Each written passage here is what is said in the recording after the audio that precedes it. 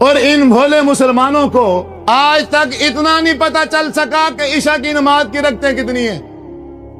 جہالت کی انتہا ہے۔ امام ابو حنیفہ رحمۃ اللہ علیہ نے کہا تھا کہ عشاء کی نماز کے فوراً بعد اگر تمہیں خطرہ ہو، اگر تمہیں خوف ہو کہ ہم صبح اٹھ کر تہجد نہیں پڑھ سکیں گے، ہم قیام اللیل نہیں کر سکیں گے، تو پھر تم ایسا کرنا کہ عشاء کے فرضوں کے بعد وہ جو تہجد کی نماز ہے وہ کتنی رکعت ہے؟ 8۔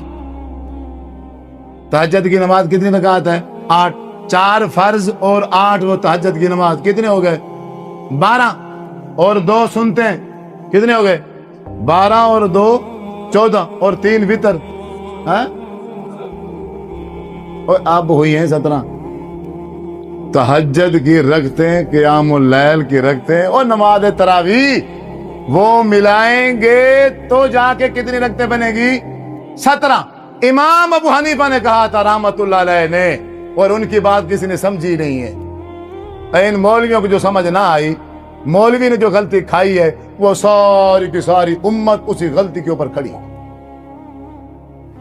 انہوں نے کہا تھا کہ عشاء کی نماز کے فوراً بعد وہ قیام اللیل تہجد والی نماز بھی پڑھ لینا، اگر ڈر ہو، خوف ہو صبح نہ اٹھنے کا، وہ پڑھ لینا۔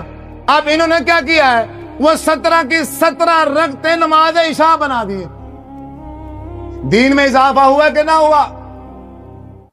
دین کو تبدیل کر دیا، دین کو، اور نماز کی شکل تبدیل کر دی ہے۔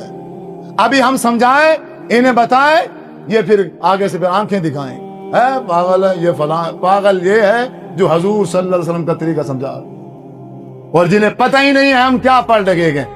میں تو ان مولوی سے کہتا ہوں بھائی 17 ہی پڑھنی ہے نا، پڑھو 17۔ کون ہوتا ہے منع کرنے والا؟ کوئی منع نہیں کرتا۔ اگر رمضان المبارک میں عشاء کے بعد قیام اللیل پڑھا جا سکتا ہے، بات سمجھنا، تو پھر باقی 11 مہینے بھی پڑھا جا سکتا ہے۔ پڑھو، اتنا تو پتا ہو کہ میں کیا پڑھ رہا ہوں۔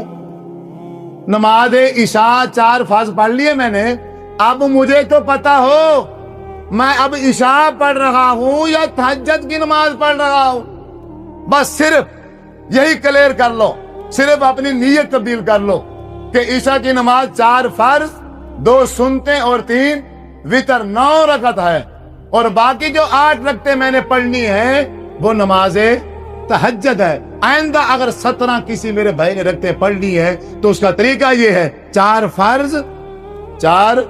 فرض اور 2 سنتے پڑھ کے پھر وہ بندہ نیت کر لے، اب میں کیا پڑھ رہا ہوں؟ نماز تہجد۔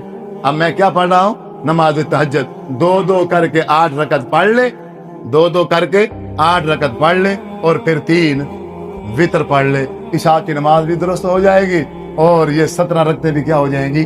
درست ہو جائیں گی، اور بھائی ثواب بھی ملے گا، ورنہ ثواب نہیں ملے گا، کیونکہ آپ صلی اللہ علیہ وسلم عشاء کی نماز 9 رکعت پڑھیں اور میں 17 رکعت پڑھوں، تو پھر یہ دین میں اضافہ ہے۔ میں اپنی مرضی سے رکعتیں بڑھا نہیں سکتا، اپنی مرضی سے رکعتوں کو کم بھی نہیں کر سکتا۔